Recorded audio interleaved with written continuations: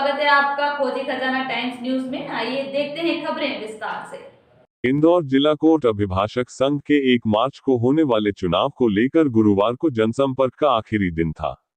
इस दौरान अध्यक्ष पद की दावेदारी कर रहे सुनील कुमार चौधरी द्वारा बड़ी संख्या में अधिवक्ताओं के साथ जनसंपर्क किया जा रहा है। अधिवक्ता सुनील कुमार चौधरी ने बताया कि मैं पूर्व में भी जिला कोर्ट परिषद का अध्यक्ष रह चुका हूं। इस दौरान मेरे द्वारा कई विकास कार्य जिला कोर्ट परिषद में किए गए हैं। वही अधिवक्ताओं के हर सुख दुख के साथ ही मेरे कार्यकाल में एक भी दिन जिला कोर्ट परिषद में हड़ताल नहीं हुई। वही अध्यक्ष पद की दावेदारी कर रहे चौधरी द्वारा बताया गया कि मेरे जीतने के बाद सबसे पुलिस प्रशासन से तालमेल बनाने के साथ ही डॉक्टर क्लिनिक की व्यवस्था करना, एक एम्बुलेंस की व्यवस्था के साथ महिलाओं के लिए बार काउंसलिंग रूम की व्यवस्था करना, जिसमें महिलाओं को हर सुविधा मिल सके। वही जो भी मूलभूत समस्या है उसका मेरे द्वारा जल्दी निवारण किया जाएगा।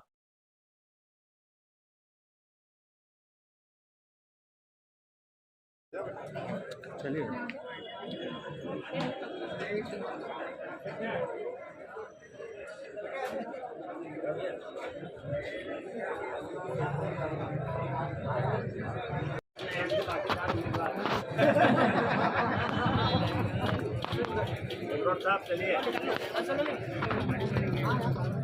कुछ ही घंटे बचे हैं। अब ऐसे में किस प्रकार का जनसंपर्क किया जा रहा है? आप पूर्व में भी अध्यक्ष रह चुके हैं, क्या क्या विकास कार्य आपके द्वारा उस समय किए गए थे और अब आपको मौका मिलता है, तो आगे क्या रणनीति रहेगी और क्या क्या विकास कार्य होंगे?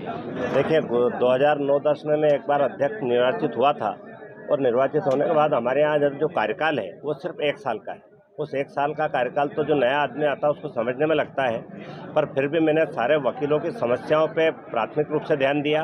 किसी अधिवक्ता के खिलाफ कोई अपनी कार्रवाई नहीं हुई, किसी अधिवक्ता को कोई परेशानी नहीं आने दी।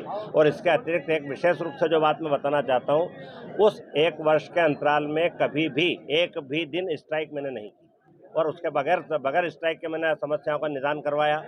प्रशासनिक अधिकारियों से, जिला न्यायाधीश महोदय से विनम्रतापूर्वक बात करके सहयोग प्राप्त किया और उस सहयोग के माध्यम से वकीलों की समस्याओं का हल किया है। अब रहा सवाल, एक जो समय कम बचा है, उस समय में जो अभी तक सितंबर महीने में हमको मालूम पड़ा था कि नवंबर में शायद चुनाव ड्यू है तो चुनाव हो जाएंगे।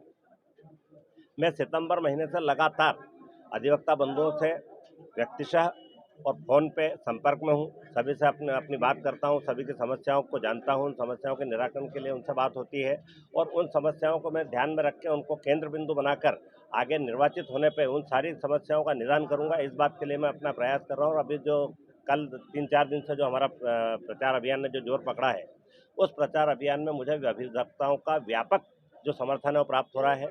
अधिवक्ताओं में बदलाव की एक चाह है कि बदलाव आना चाहिए। कुछ ही व्यक्ति एक पद पर हमेशा बने रहे, ऐसी स्थिति पैदा नहीं होना चाहिए, क्योंकि हर व्यक्ति को काम करने का मौका मिलना चाहिए। और मेरा मानना है और अधिवक्ताओं का मानना है कि जो नया व्यक्ति आएगा, निश्चित रूप से उसके मन में कुछ करने की भावना है, वो कुछ करेगा। इन्हीं भावनाओं के साथ मैं अपना चुनाव अभियान को जारी रखे हुए हूँ।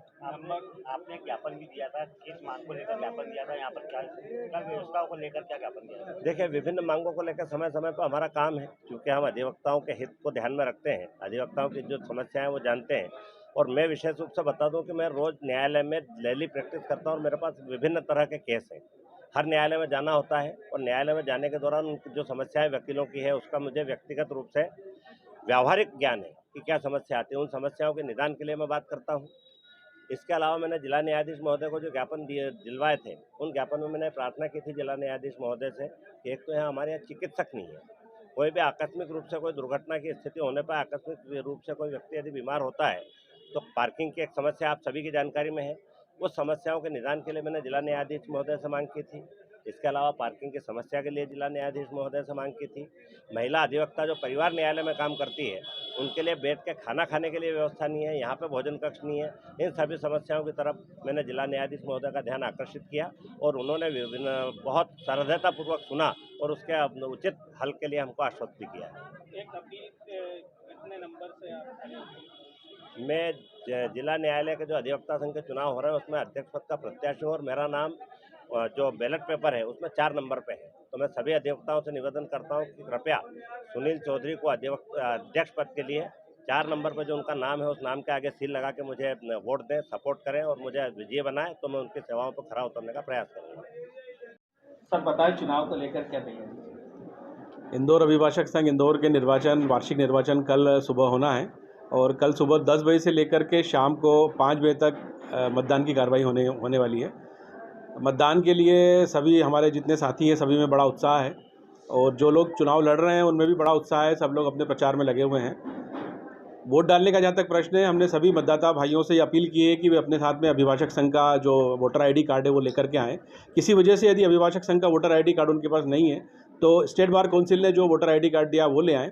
अगर वो भी नहीं है तो फिर जो सेंट्रल गवर्नमेंट ने जो नोटिफाई किए हैं आधार कार्ड या पैन कार्ड, इसमें से कोई एक डॉक्यूमेंट लेकर के आएँ और जिनके पास ये दस्तावेज होगा उनको हम वोट डालने की परमिशन देंगे। हर बार की तरह इस बार कैंडिडेट ज़्यादा खड़े हुए हैं। समय के अनुसार लोग घटते बढ़ते रहते हैं। इस बार निर्वाचन में बहुत उत्साह है, बहुत सारे लोग चुनाव प्रक्रिया में हिस्सा ले रहे हैं और वैसे भी ये तो अच्छी बात है जितने लोग निर्वाचन में हिस्सा लें।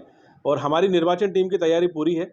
हमारे करीब 15 साथी हैं, सभी कोर्ट के वरिष्ठ अभिभाषक हैं, सभी लोग मिलकर के इस निर्वाचन प्रक्रिया का हिस्सा बनेंगे। करीब 80 और साथी हैं जो इस निर्वाचन प्रक्रिया में हमारे सहयोगी बनेंगे। हमारे जीपी साहब हैं अभिजीत राठौर साहब, उनकी और उनके एजीपी लोगों की पूरी टीम भी हमारे साथ इस काम में लगी हुई है। हमारे साथ निशित भाई हैं, मेहरा जी हैं, ये पूरी टीम इस निर्वाचन के कार्य में लगी हुई है और सभी लोग मिलकर के शांतिपूर्ण निर्वाचन हो ऐसा हम लोग प्रयास करेंगे। कितनी देर से रहेगा और कितने वोट टोटल है इसमें? 4,495 वोटर जो अभी हमने बताएं, जो स्टेट बार काउंसिल ने अधिकृत किए उनको वोट डालने की परमिशन हम देने वाले हैं और सुबह 10 बजे से लेकर शाम को 5 बजे तक मतदान की प्रक्रिया होगी और 5:30 बजे से काउंटिंग की प्रक्रिया शुरू होगी। अगर कैंपस की बात की जाए तो किस प्रकार की व्यवस्था आपके द्वारा की? इस कैंपस को लेकर के अभी हमने डिस्ट्रिक्ट जज साहब से मुलाकात करी है। सिक्योरिटी को लेकर के इस बार विशेष प्रबंध किए हैं। जो अभिभाषक लोग हैं वही इस कैंपस में प्रवेश पाएंगे। अभिभाषक के अलावा कई बार क्या होता है कि ये जो निर्वाचन की प्रक्रिया होती है इसमें कुछ असामाजिक तत्व भी प्रवेश पा जाते हैं। इस बार सख्ती से निपटा जाएगा। असामाजिक तत्व को किसी भी स्थिति में इस कैंपस में नहीं आने देंगे और न्यायालय की गरिमा बनी रहे इसका प्रयास हम सब लोग मिलकर करने वाले हैं। और हमको माननीय डिस्ट्रिक्ट जज साहब ने भी ये आश्वासन दिया है कि उनकी तरफ से भी पूरा सहयोग हमको मिलेगा। वो भी इस निर्वाचन प्रक्रिया के दौरान 2-3 बार आकर के इस पूरी प्रक्रिया का अवलोकन करेंगे और कुछ अलग से स्टाफ भी उन्होंने हमको उपलब्ध कराया है जो इस प्रक्रिया में हमको सहयोगी की भूमिका निभाने वाला है। हर बार देखते हैं कि कुछ पिंक राउंड पिछली बार किया गया था, इस बार कुछ पिंक बूथ बनाने का जो कार्य है वो हमने हाईकोर्ट में किया था। मुझे हाईकोर्ट में भी निर्वाचन कार्य करने का अवसर प्राप्त हुआ था तो वहाँ पर हमने वो पिंक बूथ बनाया था। यहाँ पर महिला वोटरों की संख्या बहुत अधिक है और सभी हमारी महिला साथियों ने ये अपील की थी कि आप जेंडर डिस्क्रिमिनेशन न करें। हम सभी एडवोकेट हैं इसलिए सबको एक ही बूथ रखा गया है, सब लोग एक साथ वोट डालेंगे। सर परिणाम कब तक आने के प्रयास करेंगे कि जल्दी से जल्दी परिणाम आ जाए। हमारा ध्यान जो है वो निष्पक्ष काउंटिंग, निष्पक्ष मतदान और निष्पक्ष काउंटिंग की ओर रहेगा। जल्दबाजी हम नहीं करने वाले हैं। जब तक सब साथी हमारे संतुष्ट नहीं हो जाएं तब तक हम परिणाम डिक्लेयर न करेंगे। सब संतुष्ट होने के बाद ही परिणाम डिक्लेयर करेंगे। प्रयास करेंगे कि 11 साढ़े 11 बजे तक परिणाम आ जाए। दावे आपत्ति के लिए भी कुछ रूल बनाए होंगे, किसी को आपत्ति हो या रिकाउंटिंग के लिए? वो उस वक्त जो जैसी आवश्यकता होगी उस हिसाब से निर्णय लेंगे।